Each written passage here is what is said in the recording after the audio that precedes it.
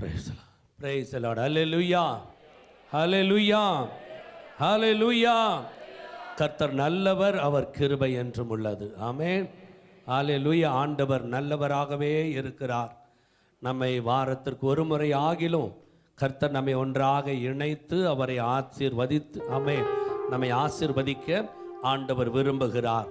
ஹல்லேலூயா. கர்த்தருக்கு மகிமை உண்டாகட்டும். அடிமை இந்த நேரத்தில் கர்த்தர் பயன்படுத்துவதற்கு கிருபை பாராட்டினதனால் முதலாவது நான் ஆண்டவருக்கு நன்றி செலுத்துகிறேன். தேவ நாமம் மகிமைப்படுவதாக. நம்ம அப்படியே கண்களை மூடி ஆண்டவரை நோக்கி பார்த்து, ஆண்டவரே எங்களோடு கூட பேசுங்க. பண்டிகை காலமாய் இருக்கிறது ஆண்டவரே. இந்த வருடத்தினுடைய முடிவு நாட்களுக்குள்ள வந்திருக்கிறோம். நீர் எங்களோடு கூட எங்களை பேசுங்க, எங்களை ஆசீர்வதியும். புதிய வருடத்திற்குள் பிரவேசிக்க புதிய வழி வாசல்களை எங்களுக்கு திறந்து கொடுங்க. எல்லார் உள்ளத்தின் ஆழத்திலிருந்து ஓரபல ஷகதரிக மகந்தோராபல ஒரு மனகந்தலாரதுலகதரிபல ஷகதுரமனா குயவனே குயவனே படைப்பின் காரணரே களிமண்ணான என்னையோமே கண்ணோக்கி பார்த்திடுமே. எல்லாரும் சேர்ந்து சொல்லுவோம். குயவனே குயவனே படைப்பின் காரணரே களிமண்ணான என்னையோமே கண்ணோக்கி பார்த்திடுமே. வேறுமையான பாத்திரம் நான் வெறுத்து தள்ளாமலே நிரம்பி வழியும் பாத்திரமாய் விளங்க செய்யோமே. வேதத்தில் காணும் பாத்திரமெல்லாம் இயேசுவை போற்றிடுதே. என்னையும் அவ்வித பாத்திரமாய் வணைந்து கொள்ளுமே. என்னையும் அவ்வித பாத்திரமாய் வணைந்து கொள்ளுமே. என்னையும் அவ்வித பாத்திரமாய் வணைந்து கொள்ளுமே. கிருபை நிறைந்த ஆண்டவரே, உம்முடைய சமூகத்தில் தாழ்த்தி அர்ப்பணிக்கிறேன். அடிமையோடு கூட இருந்து உம்முடைய வார்த்தை வெளிப்படுத்துங்க. வந்திருக்கிற எல்லாருடைய இருதயம் திறக்கப்படுவதாக இயேசு கிறிஸ்துவின் நாமத்தில் ஜெபிக்கிறேன் நல்ல பிதாவே. ஆமென். ஹல்லேலூயா. ஹல்லேலூயா. ஹல்லேலூயா. கர்த்தருக்கு மகிமை உண்டாவதாக. ஆண்டவராகிய தேவன் நம்மை நிறைவாக ஆசீர்வதிக்க விரும்புகிறார். நாம் எவ்வளவோ பிரயாசப்படுகிறோம், எவ்வளவோ முயற்சி செய்கிறோம், ஆனால் கைக்கு எட்டுறது போல இருக்கு. ஆனால் அதை நம்ம பிரயோஜனப்படுத்தவோ சுதந்தரிக்கவோ முடியாத நிலை. கைக்கு கிடைக்கிறது போல நாம் ஜெபித்த ஜெபத்தை ஆண்டவர் கேட்டார், எனக்கு ஆசீர்வாதத்தை கொடுக்கிறது போல நம்ம நினைக்கிறோம். ஆனால் நம்முடைய கரத்திற்கு அல்லது நம்முடைய வாழ்க்கையில ஆசீர்வாதம் வந்து சேர்வது இல்லை. இந்த பண்டிகை நாட்களில் எல்லா இடத்திலும் ஆண்டவராகிய இயேசு கிறிஸ்துவின் பிறப்பின் நற்செய்தியை அறிவிக்கிறதான் இந்த நாட்களில் நாமும் அவருடைய ஆசீர்வாதத்தை பெறுவதற்கு ஒரு வித்தியாசமான ஒரு வார்த்தை நாம் தியானிக்க போகிறோம். நீதிமொழிகளின் புத்தகம் 18வது அதிகாரம் 21வது வசனம். நீதிமொழிகள் 18வது அதிகாரம் 21வது வசனத்தை எடுத்தவர்கள் வாசிக்கலாம்.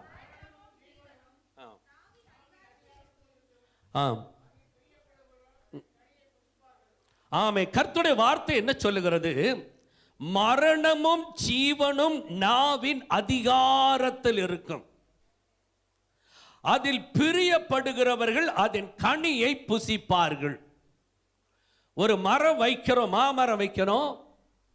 அந்த மாமரத்தில் மாங்கனியை எதிர்பார்க்கிறோம். காலம் வந்த உடனே ஏற்ற காலத்தில் கனியை கொடுக்கிறது. இப்படி நாம் எதன் மேல பிரயாசப்பட்டு எதில் பிரியப்படுகிறோம் அதை கர்த்தர் கொடுப்பார். அல்லேலூயா. ஆண்டவரிடத்தில் வாஞ்சையாய் நாம் கேட்கும் பொழுது ஆண்டவர் நம்மை அளவில்லாமல் ஆசீர்வதிப்பார். கர்த்தருக்கு மகிமை உண்டாகட்டும். மரணமும் ஜீவனும் நாவில் அதிகாரம் நம்முடைய நாவிலே ஆண்டவர் கொடுத்திருக்கிறார். ஆண்டவராகிய தேவன் அண்ட சராசரங்களை சிருஷ்டித்தவர்.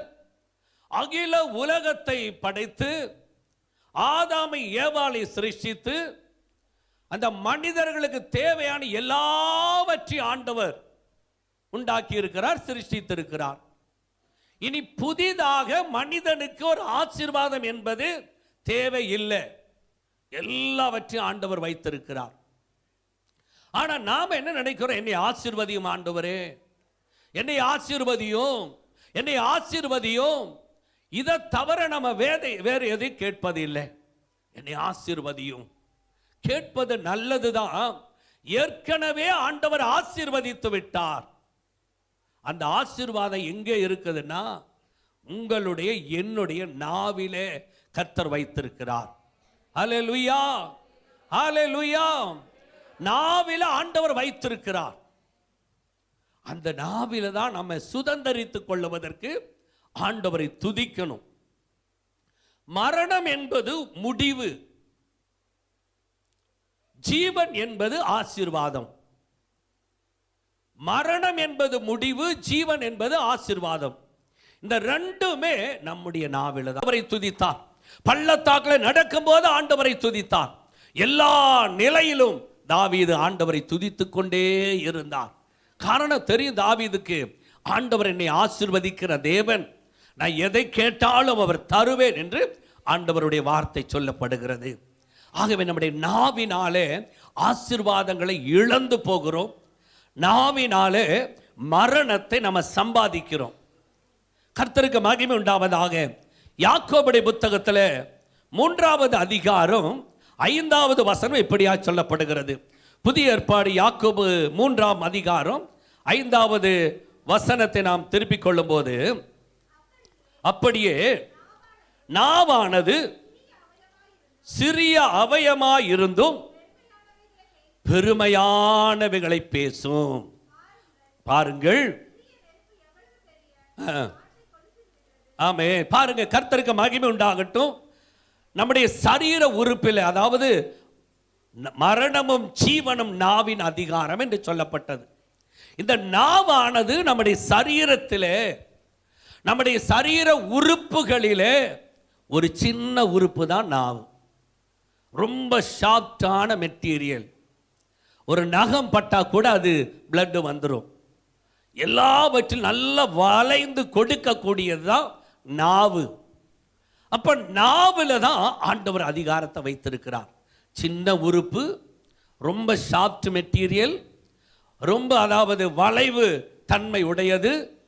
இந்த நாவில் ஆண்டவர் அதிகாரத்தை வைத்திருக்கிறார். யாக்கோபு சொல்லுகிறார், நாவு சின்ன உறுப்பு தாங்க. நாவு சின்ன உறுப்பு. தலை மாதிரி நல்ல அழகானது இல்லை, நல்ல கை கால் மாதிரி நல்ல பெருசு இல்லை, எலும்பு மாதிரி ஸ்ட்ராங்கானது இல்லை, சின்ன உறுப்பு தான். இந்த சின்ன உறுப்புல தான் ஆசீர்வாதம் உண்டு. இந்த சின்ன உறுப்புல தான் மரணமும் வைத்திருக்கிறார் ஆண்டவர். இந்த சின்ன உறுப்பு எப்படி வேண்டுமானாலும் அதாவது வார்த்தைகளை வெளிவிடக்கூடியதாக இருக்கிறது. யாக்கோபு சொல்லிட்டாரு, நாவு என்பது ஒரு சிறிய உறுப்பு. வல்லவர்களாக இருப்பாங்க, வாயின் வார்த்தையில வில்லனாக மாறுவாங்க, வாயின் வார்த்தையிலே தன்னுடைய சாமர்த்தியத்தை காட்டுவாங்க, வாயின் வார்த்தையிலே தன்னுடைய உயர்வை காட்டுவாங்க, வாயின் வார்த்தையிலே தன்னுடைய பலத்தை காட்டுவாங்க. நாவு சின்ன உறுப்பு, அந்த நாவினுடைய அந்த சின்ன உறுப்பினால தன்னை வெளிப்படுத்துகிறார்கள். தன்னை வெளிப்படுத்தக்கூடிய மனிதர்களாய் இருக்கிறோம். எப்படி வெளிப்படுத்துகிறோம்? சிலர் வாயின் வார்த்தையிலே பேசி பேசி பேசி பெரிய மனிதனாக மாறுகிறாங்க. பிரயோஜனம் இல்லாத வார்த்தை தான் பேசுவாங்க, பிரயோஜனமான வார்த்தை பேச மாட்டாங்க. பேசி பேசியே பெரிய ஆளு மாதிரி காட்டுவாங்க. ஆனா பார்த்தா ஒரு பிரயோஜனம் இருக்காது. அது சின்ன உறுப்புல அவனை பெரிய மனிதனை போல காட்டுகிறான். ஆண்டவருக்கு மகிமை உண்டாகட்டும். இந்த நாவினுடைய வார்த்தை 4 பேரை கூட்டி சேர்க்கும். நாவில வரக்கூடிய வார்த்தை ஆயிரக்கணக்காய் சேர்ந்திருக்கக்கூடிய கூட்டத்தை கலைத்து விடும். சேர்ப்பதற்கு நாவின் வார்த்தை தான், கலைப்பதற்கு நாவில் இருந்துதான் வார்த்தைகள் புறப்படுகிறது. ஒரு குடும்பத்தில் பிரிவினை கொண்டு வருகிறது. வேண்டாத வார்த்தைகளை பேசி ஆசீர்வாதத்தை இழந்து பிரிவினைகளை உண்டாக்குகிறோம். வாயின் வார்த்தையில ஆண்டவர் ஆசீர்வாதத்தை வைத்திருக்கிறார். அந்த வாயின் வார்த்தை எப்போதும் ஆண்டவரை மகிமைப்படுத்தி, ஆண்டவருக்கு பிரியமான வார்த்தைகளை, அன்பான வார்த்தைகளை, ஆதரவுள்ள வார்த்தைகளை, அரவணைக்கிற வார்த்தைகளை பேசக்கூடியதாக இருக்கணும். வாயை திறந்தாலே கெட்ட வார்த்தை, ஆண்டவருக்கு பிரியமில்லாத வார்த்தை. வாயை திறக்கும் போதே ஆண்டவர் விரும்பத்தகாத வார்த்தைகளை நம்ம பேசுகிறதினாலே ஆசீர்வாதத்தை இழந்து விடுகிறோம். பெரிய மனிதனை போல நம்ம நாவின் வார்த்தையினாலே நம்ம எடுத்து காட்டுகிறோம். அறிவாளியை போல காட்டுகிறோம். வாயின் வார்த்தை ஒரு ஞானியை போல நம்ம வெளிப்படுத்துகிறது. சின்ன உறுப்பு பெருமையானவைகளை பேசுகிறது.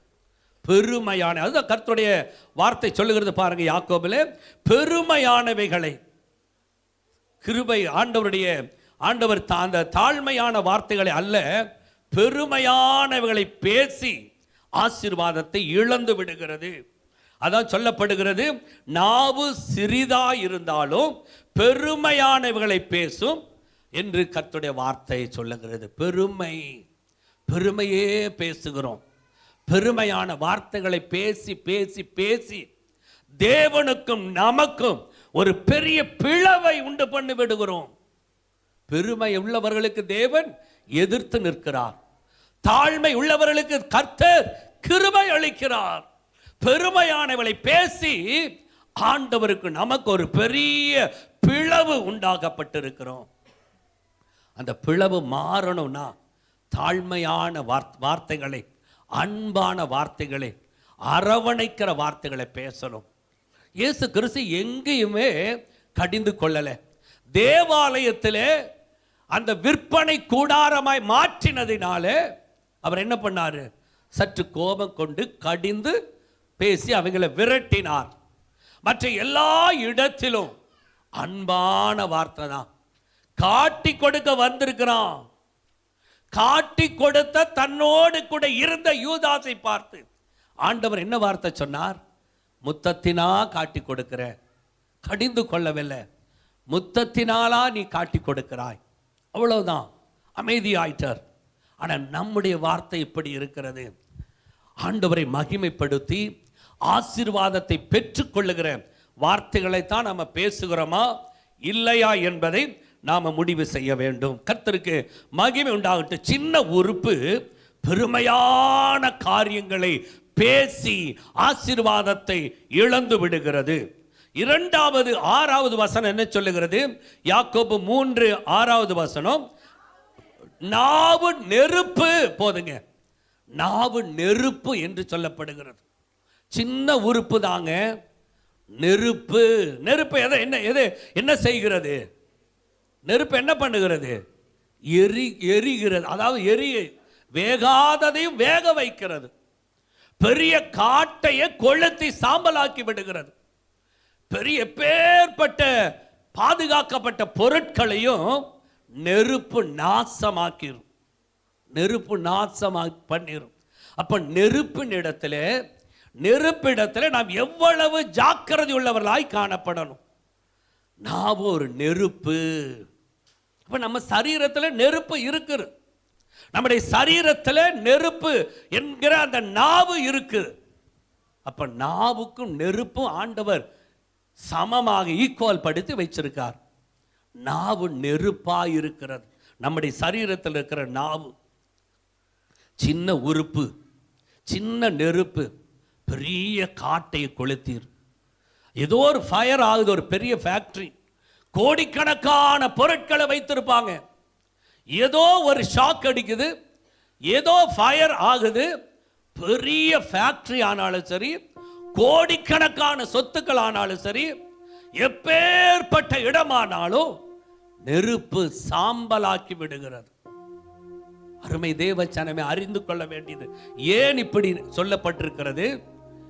நாவுக்கும் நெருப்புக்கு என்ன ஆண்டவர் ஏன் இப்படிப்பட்ட வார்த்தைகளை வைத்திருக்கிறார் என்றால், கூட்டத்தை கலைப்பதும் நாவின் வார்த்தை, கூட்டத்தை சேர்க்கிறதும் நாவின் வார்த்தை தான்.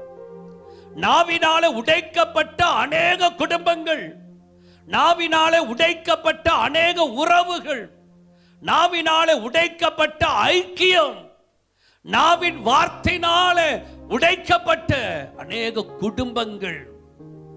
தாழ்மையான வார்த்தை பேசுறது இல்லை. கணவன் மனைவிக்குள்ள வாக்குவாதம், பெருமையான வார்த்தை. இந்த வார்த்தையினால் எத்தனை குடும்பம் இன்னைக்கு கோர்ட்ல போய் நிக்குது, எத்தனை குடும்பம் பிரிந்து கிடக்கிறது, எத்தனை குடும்பம் அழிந்து விட்டது. வாயின் வார்த்தையினால. நெருப்பு சாதாரணமானது அல்ல.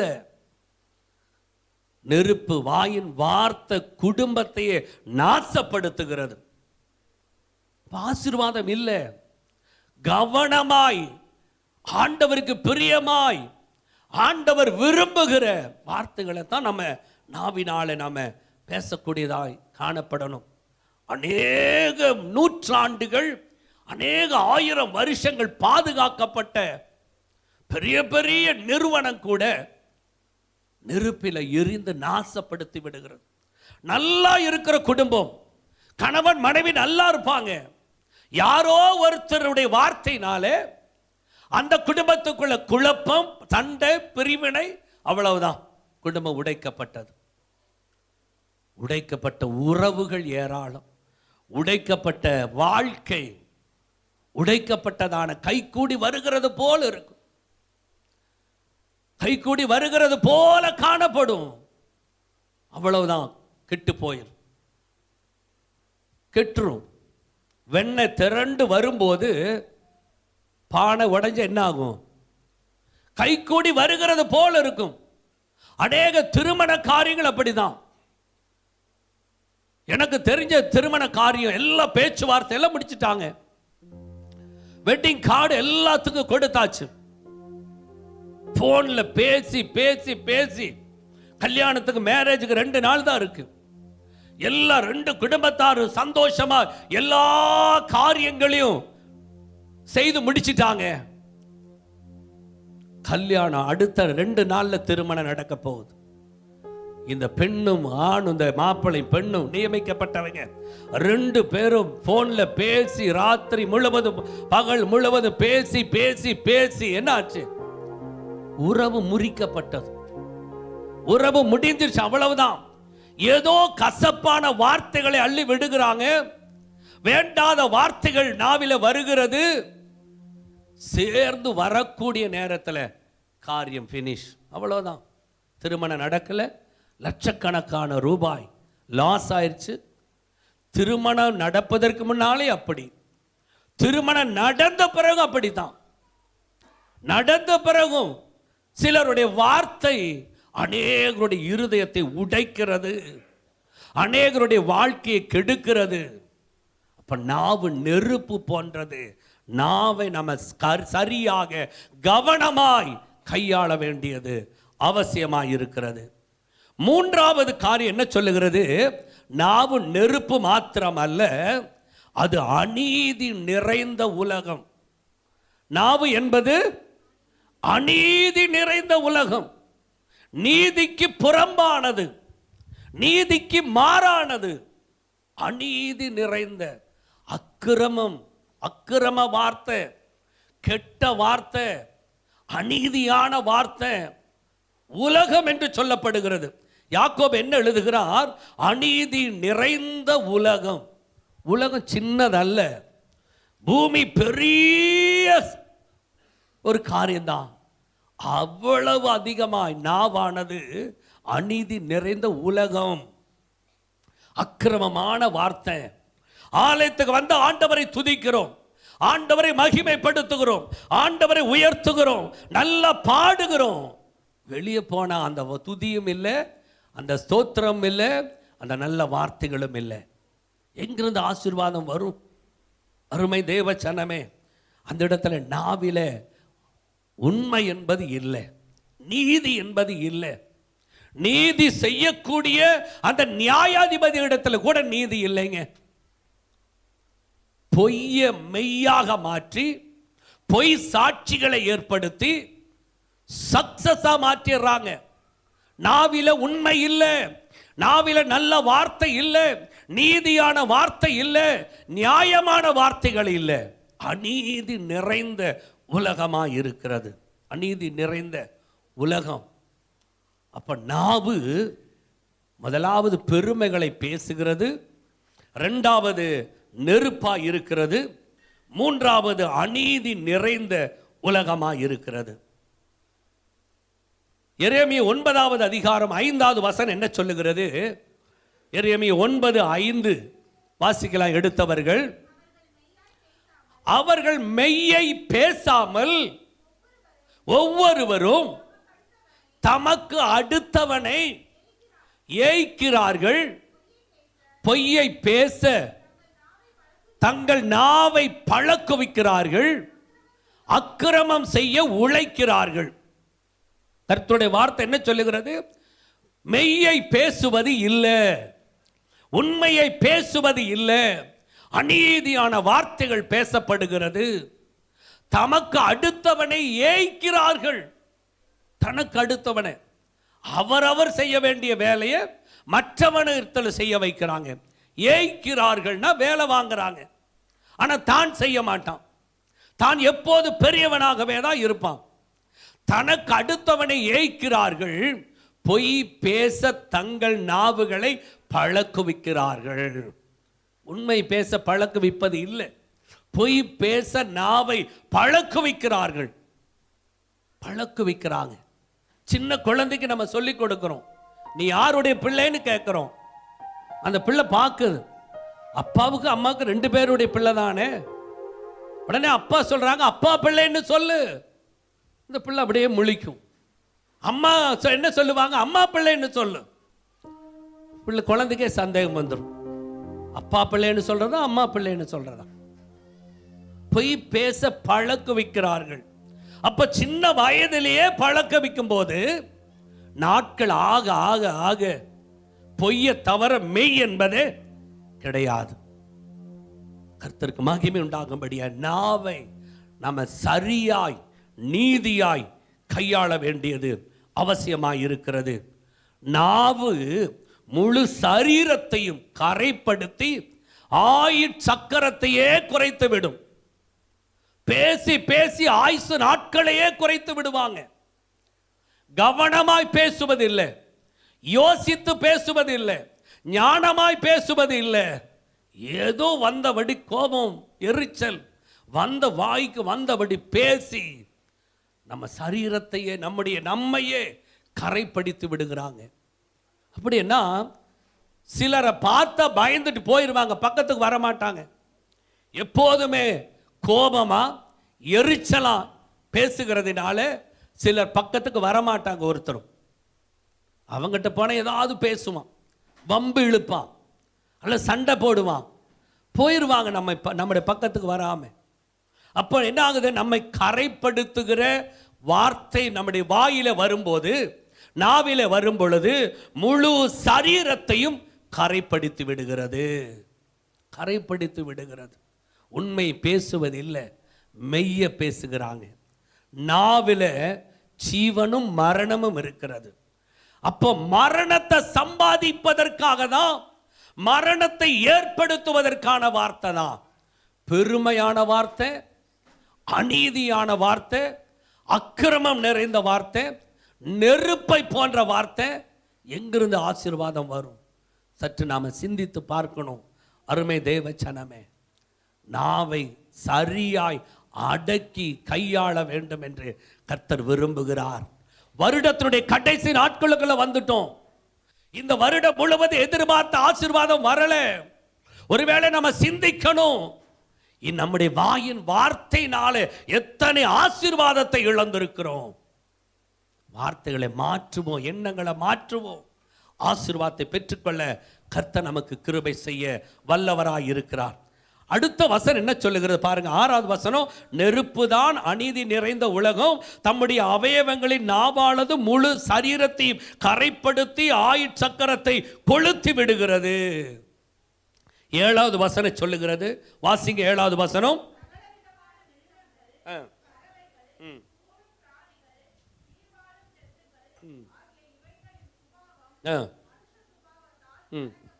அடக்கப்படும், அடக்கப்பட்டதும் உண்டு. நாவை அடக்க ஒரு மனுஷனாலும் கூடாது. அது அடங்காத பொல்லாப்புள்ளது, சாவுக்கு ஏதுவான விஷம் நிறைந்தது. யாரை குறித்து சொல்லப்படுகிறது? யாரை குறித்து? யாரை குறித்து சொல்லப்படுகிறது? நாவை, என்னுடைய நாவை குறித்தா? எல்லாருடைய நாவை குறித்து என்ன சொல்லுகிறது? நாவை அடக்க ஒரு மனுஷனாலும் கூடாது, அது அடங்காத பொல்லாங்குள்ளது, சாவுக்கு ஏதுவான விஷம் நிறைந்தது. நம்முடைய சரீரத்தில் இருக்கிற இந்த சின்ன உறுப்பை குறித்து யாக்கோபு அழகா எழுதி வைத்திருக்கிறார். பொல்லாப்பு நிறைந்த, பொல்லாப்பு நிறைந்தது. நாவை அடக்க ஒருவனாலும் முடியாது. யாராவது அடங்கி இருக்கிறோமா? நாவை அடக்கி இருக்கிறோமா? சற்று யோசனை பண்ணணும். 7வது வசனம் சொல்லுகிறது, சகலவித மிருகங்கள், பறவைகள், ஊரும் பிராணிகள், நீர்வாழும் ஜந்துக்கள் ஆகிய இவைகளின் சுபாவம் எல்லா மனுஷனால அடக்கப்பட்டது உண்டு, அடக்கப்படுவதும் உண்டு. கொடிய விலங்குகளை மனிதன் அடக்குகிறான், கொடிய விஷ கிருமிகளை மனிதன் அடக்குகிறான். மனிதனுக்கு அடங்காத மிருகங்களும் இல்லை, பறவைகளும் இல்லை, ஊரும் பிராணிகளும் இல்லை. எல்லாத்தையும் அடக்கி வச்சான் மனிதன். ஆனா மனிதனால முடியாதது நாவை அடக்கத்தான் முடியாது. சரிதானே? சரிதானுங்க. நாவை அடக்க முடியாது. பெரிய திமிங்கிலம், திமிங்கிலம் அப்படியே மனுஷனே விழுங்கிரும். பெரிய பெரிய மீன்கள் அப்படியே, பெரிய ஷிப்பு கப்பல் போயிட்டு இருக்கு, அந்த திமிங்கிலம் அப்படியே கவுத்தி விட்டுரும். அது அப்படியே நடுக்கடல்ல விழுந்துரும். திமிங்கலத்தை கொண்டு வந்து பெரிய கண்ணாடி கூடு வச்சு அந்த கூண்டுக்குள்ள திமிங்கலத்தை வச்சு ஷோ காமிச்சு என்ன பண்ணுகிறான்? பணம் சம்பாதிக்கிறான். மனிதன் அடக்கிட்டான் தானே. பெரிய சிங்கம், சிங்கம் சிங்கத்தை கொண்டு வந்து, சிங்கத்தை என்ன பண்ணும்? ஒரு மனிதனை விடாது. சிங்கத்தை கூட்டிட்டு வந்து பழக்க வைக்கிறான். சர்க்கஸில் கொண்டு வந்து நிறுத்தி அதன் மூலம் பணம் சம்பாதிக்கிறான். கொடிய யானை கொண்டு வந்து வைக்கிறான், சர்க்கஸில் காட்டுறான். சின்ன கோல் தான் இருக்கு அவன் இடத்துல, அதுக்கு அடங்கி கிடக்குது. மனிதனால அடக்க முடியாத ஒரு மிருகமும் இல்லை. பெரிய சர்ப்பத்தை கூட அடைச்சு வச்சிடறான். எல்லாத்தையும் அடக்குகிற மனிதனால அடக்க முடியாத ஒரு உறுப்பு நாவு. அப்ப விஷம் நிறைந்தது என்று கர்த்தருடைய வார்த்தை சொல்லுகிறது. இன்னைக்கு நம்முடைய நாவை ஆண்டவரை துதிப்பதற்கு, பாசிட்டிவா பேசுவதற்கு, ஆண்டவருக்கு பிரியமான வார்த்தைகளை பேசுவதற்கு நம்ம நாவை பழக்க வைக்கணும். பொய்யும் அநீதியும் பெருமைகளை பேசின நாவை ஆண்டவர் இன்னைக்கு தொட போகிறார். கரங்களை தட்டி ஆண்டவருடைய நாமத்தை மகிமைப்படுத்துவோம். கர்த்தர் நம்முடைய நாவை தொடுவாராக. மரணத்தை அல்ல, ஜீவனை பெற்றுக் கொள்ளுவதற்காக, மரணத்தை அல்ல ஜீவனை பெற்றுக் கொள்ளுவதற்காக என்ன பண்ணுகிறோம்? நம்முடைய நாவை ஆண்டவர் தொடுவார். கர்த்தருக்கு மகிமை உண்டாகட்டும். ஆதியாகமம் 1:28 சொல்லுகிறது, எல்லாவற்றையும் சிருஷ்டித்து படைத்தவர். எல்லாத்தையும் ஆண்டு கொள்ளுங்க. பூமியிலே இருக்கிற எல்லா ஜீவராசிகளையும் ஆண்டு கொள்ளுங்கள் என்று ஆதாமை ஏவாளை பார்த்து ஆண்டவர் சொன்னார். மனிதனுடைய நாவை அடக்கவே முடியாது. கர்த்தருக்கு மகிமை உண்டாவதாக.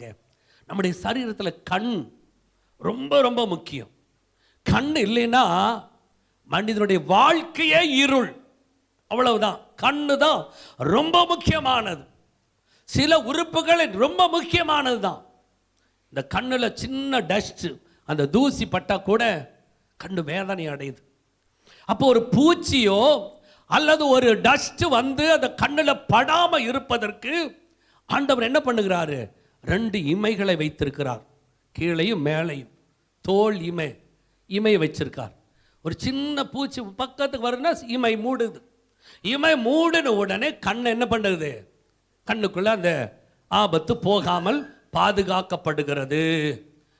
கண்ணு தான் வெளிச்சம். வெளிச்சம் இல்லைன்னா உலகத்தில் எதுவுமே செய்ய முடியாது. இருள் தான். ஆனால் அதையே ஆண்டவர் பாதுகாப்பதற்கு 2 இமைகளை வைத்து கண்ணை பத்திரமா பாதுகாக்கிறார். அதையும் மீறி கண்ணில் ஏதாவது பிரச்சனை வந்துட்டா கண் ஆஸ்பத்திரி எங்கே போனாலும் இருக்கும். நல்ல ஸ்பெஷலிஸ்ட் இருக்காங்க. நல்ல ஐ ஸ்பெஷலிஸ்ட் கண் ஆஸ்பத்திரி வெளியே போனால் இருக்கு. ஆனால் நாவை அடக்குவதற்கு நாவு ஆஸ்பத்திரி எங்கேயாவது இருக்குங்களா? நாவை அடக்கிற ஆஸ்பத்திரி எந்த டாக்டரால் அடக்க முடியாது. அதனால் ஆஸ்பத்திரி மற்ற எல்லாத்துக்கும் தனித்தனியாக இருக்குது.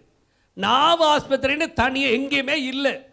அதான் அடங்காத பொல்லாத விஷம் நிறைந்தது.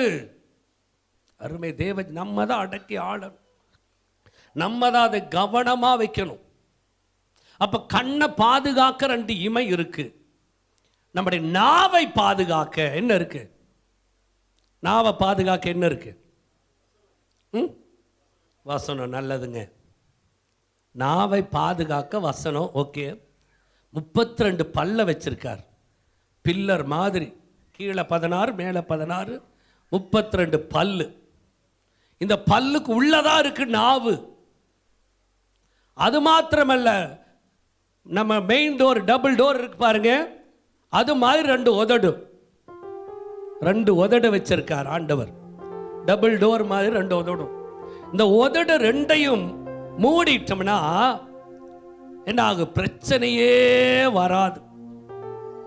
நம்முடைய வாழ்க்கையில் ஒரு பிரச்சனையும் வராது. அந்த டோரை திறக்கிறதுனால 32 பில்லர் மாதிரி இருக்கிற பல்லு இவ்வளவு பாதுகாப்பை வைச்சும் நாவை அடக்க ஒருவனாலும் முடியல. நம்முடைய மனம் தான் இவ்வளவு பாதுகாப்பை ஆண்டவர் வைத்திருக்கிறார். நாவை அடங்க மாட்டேங்குதே. யாராக ஏதாவது பேசுன வாயை மூடுன்னு சொல்லுகிறோம். அப்படின்னா அமைதியா இரு. இப்ப நாவை அடக்கி ஆள வேண்டியது மிக அவசியம். கர்த்தருக்கு மகிமை உண்டாவதாக. அப்ப இந்த நாவினால ஆண்டவர் நமக்கு அநேக ஆசீர்வாதத்தை வைத்திருக்கிறார். ஒரு வீட்டில் மாமியார் மருமகள் சண்டை, தீராத சண்டை. எப்ப பார்த்தாலும் ஆண்கள் வேலைக்கு போயிட்டு மாலையில் வீட்டுக்கு வருவதற்கு ஐயோ வீட்டுக்கு போன பிரச்சனையா இருக்குங்க, வீட்டுக்கே போகல பிடிக்கல. ஆண்களுடைய எண்ணம் வீட்டில் பார்த்தா மாமியார் மருமக சண்டை சண்டை சண்டை.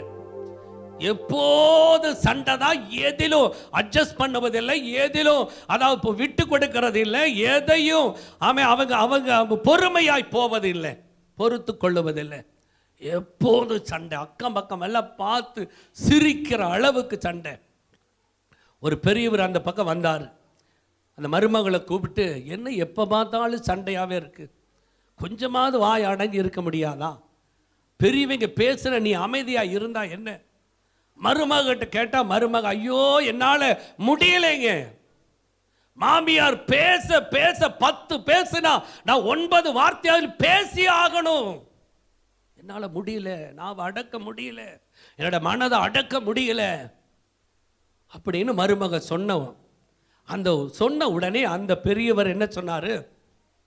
அவர் ஒரு ஊழியக்கார். சரி நான் ஒரு ஐடியா கொடுக்குறேன், நீ அதன்படி செய், தீராத உன்னுடைய சண்டைகள்ல தீர்ந்துடும். சொல்லுங்க அப்படின்னாங்க. ஒரு செம்பு தண்ணி எடுத்துட்டு வா, நான் ஜெபம் பண்ணி கொடுக்குறேன். அந்த தண்ணி எடுத்துட்டு வந்தாங்க. வெளியே இருந்து அவர் ப்ரேயர் பண்ணிட்டு தண்ணியை கொடுத்துட்டாங்க. மாமியார் சண்டை ஆரம்பிக்கும் போது கொஞ்சம் தண்ணியை வாயில் ஊற்றிரு. தண்ணியை வாயில் ஊற்றி வாய் அப்படியே மூடி. அந்த தண்ணி உள்ளேயும் போகக்கூடாது, தண்ணி வெளியும் வரக்கூடாது. தண்ணி மாமியார் எல்லா ஆண்கள்லாம் வேலைக்கு போயிட்டாங்க. மாமியார் சண்டை ஆரம்பித்தாங்க. மருமகள் இவ்வளவு நாள் இருந்தது எல்லாம் அப்படி இல்லாமல் போய் நேராக போய் ஒரு தண்ணி எடுத்தாங்க. பத்திரமா வச்சிருக்கிற தண்ணி அதை எடுத்து வாயில் ஊற்றிட்டாங்க. வாயில் ஊற்றினா என்ன ஆகும்? அப்படி இருந்தது. அவங்கனால தண்ணி உள்ளேயும் போகல, தண்ணி வெளியும் வரல. வாயை மூடிட்டு இருக்கிறாங்க. மாமியார் அப்படியே வம்புக்கு இழுக்கிறாங்க. என்னடி பேசாம இருக்க? இந்த அம்மா இப்படி திரும்பிட்டாங்க. இந்த வாயில தண்ணி இருக்கு. மாமியார் இந்த பக்கம் வர்றாங்க. இந்த பக்கம் வந்தா அப்படி இப்படி திரும்பிட்டாங்க. மாமியார் சுத்தி சுத்தி வர்றாங்க. வாயை காட்டல, மூடியே வச்சிருந்தாங்க. மாமியார் பேசி பேசி பேசி ஓய்ந்து போய் ஒரு இடத்துல போய் உட்கார்ந்துட்டாங்க. மாலையில் அப்புறம் இந்த அம்மா வாயில் இருக்கிற தண்ணி வெளியே போய் துப்பி நல்லா வாயெல்லாம் கழுவி தண்ணியை குடிச்சு மூச்சை வாங்கி கொஞ்சம் சரியாயிட்டாங்க. சண்டை ஓஞ்சிருச்சு. சாயந்தரம் மகன் நல்லா வர்றாங்க. வந்த உடனே மகன் இடத்துல போய், உன்னோட மனைவிக்கு நீ என்ன செஞ்சு வச்ச? 1000 பேசினாலும் கூட கூட பேசுவான், இன்னைக்கு ஒரு வார்த்தையுமே பேசலையே, இதை மந்திரமாயம் பண்ணிட்டியா? புருஷன் கொஞ்சம் மகன் கொஞ்சம் திருப்தி ஆயிட்டார். அவருக்கு தெரியாது இந்த காரியம். அடுத்த நாள் அதே மாதிரி, அடுத்த நாள் அதே மாதிரி. 4 நாட்கள் மாமியார் சண்டை போட்டு பார்த்தாங்க. 5 நாள் போட்டு பார்த்தாங்க. ஒரு வாரம் மாமியார் சண்டை போட்டு பார்த்தாங்க. செம்பு தண்ணி தீர்ந்தது. மாமியார் சுத்தமாக அடங்கிட்டாங்க. அதுக்கு பிறகு அவங்களுக்குள்ள மாமியார் பேச ஆரம்பிச்சாங்க. ஐயோ, என்னுடைய மருமக எதிர்த்து ஒரு வார்த்தை பேசல, ஏதோ நடந்துருச்சு. ஊரெல்லாம் போய் சொல்றாங்க. மாமியார் மருமக உறவு ரொம்ப ஸ்ட்ராங்காக மாறிடுச்சு. கரங்களை தட்டி ஆண்டவருடைய நாமத்தை மகிமைப்படுத்தும். வாயை அடக்கிட்டவன ஒரு பிரச்சனை இல்லை. வாயை அடக்கிட்டா ஒரு பிரச்சனையும் இல்லை. கர்த்தருக்கு மகிமை உண்டாவதாக. எனக்கு அன்பான தேவச்சனமே, நாவை அடக்கி ஆள்வது மிக கடினம். ஆனால் அதை நம்ம பயன்படுத்தி கொண்டா கர்த்தர் பெரிய ஆசீர்வாதத்தையே ஆண்டவர் நமக்கு வைத்திருக்கிறார். நாவில தான் மரணமும் ஜீவனும் இருக்கிறது. யோவான் இதுக்கு மேலதான் நம்ம அதாவது செய்திக்கு வரப்போகிறோம். என்ன நாவில என்ன ஜீவன் இருக்கிறது அப்படின்னா, யோவான் 1ஆம் அதிகாரம் 1 வசனத்தை வாசிங்க. ஆதியிலே வார்த்தை இருந்தது, அந்த வார்த்தை தேவனிடத்தில் இருந்தது, அந்த வார்த்தை தேவனாய் இருந்தது. 3வது வார்த்தை படிங்க. சகலமும் அவர் மூலமாய் உண்டாயிற்று, உண்டானது ஒன்றும் அவராலே அல்லாமல் உண்டாகவில்லை. ஆதியிலே வார்த்தை இருந்தது, அந்த வார்த்தை தேவனாய் இருந்தது, அந்த வார்த்தை தேவனிடத்தில் இருந்தது. அப்ப வார்த்தை எங்க இருக்கிறது? நாவிலே. சகலமும் அவர் மூலமாய் உண்டானது. சகலமும் அவர் மூலமாய் எப்படி உண்டானது? வார்த்தையினால் உண்டானது. கரங்களை தட்டி கர்த்தருடைய நாமத்தை மகிமைப்படுத்துவோம். ஹல்லேலூயா. வார்த்தையினால உண்டாக்கப்பட்டதுங்க. வார்த்தையினால ஜீவன் பிறக்க ஆரம்பித்தது. ஆதியாகமத்தை திருப்பிக் கொள்ளுங்க. ஆதியாகமம் 1வது அதிகாரம் 1 வசனத்தை வாசிங்க. சிருஷ்டித்தார், பூமியானது ஒழுங்கின்மையும் வெறுமையுமாய் இருந்தது, ஆழத்தின் மேல் இருள் இருந்தது. தேவ ஆவியானவர் அந்த ஜலத்தின் மேல் அசைவாடி கொண்டிருந்தார். பூமியானது ஒழுங்கின்மையும் வெறுமையுமாய் இருந்தது, ஆழத்தின் மேல் இருள் இருந்தது. ஆண்டவராகிய தேவனுடைய சிருஷ்டிப்பு சீராக அழகாக அருமையானது. ஆனா அந்த இடத்துல தான் ஒழுங்கின்மை, 2வது வெறுமை, 3வது இருள். ஒழுங்கின்மை, வெறுமை, இருள் காணப்படுகிறது. அப்போ ஒரு மனிதனுக்குள்ள ஒழுங்கின்மை, ஒரு மனிதனுக்குள்ள வெறுமை, ஒரு மனிதனுக்குள்ள இருள், இந்த மூன்று விலகினாதான் ஆசீர்வாதம். இந்த மூன்றை ஆண்டவர் விலக்கினாதான் ஆசீர்வாதம்.